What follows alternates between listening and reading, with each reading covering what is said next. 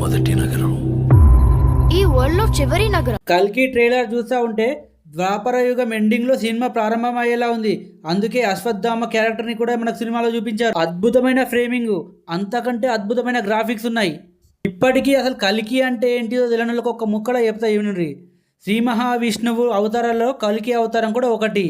ఈ భూమి మీద చెడు పేరుకపోయి చెడ్డవాళ్ళు ఎక్కువైపోతే చెడును సంహరించి మంచిని కాపాడడానికి శ్రీ మహావిష్ణువు కల్కి అవతారంలో మళ్ళీ పుడతాడనేది హిందూ ధర్మంలో ఉంది. ట్రైలర్ ఒకటి క్లియర్గా చూపించిండ్రు.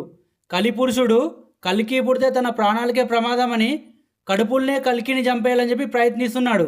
కల్కిని కడుపుల్నే చంపే బాధ్యత ప్రభాస్కి ఇచ్చాడు కలిపురుషుడు. ప్రభాస్ ఈ సినిమాలో నెగిటివ్ క్యారెక్టర్లా కనిపిస్తున్నాడు. ఇప్పుడైతే ప్రభాస్ ఎలా మంచివాడిగా మారాడు, కల్కి పుట్టాడా, పుట్టాక ఏం చేశాడు, కలిపురుషుడు అంతమయ్యాడా అనేది ఈ సినిమా.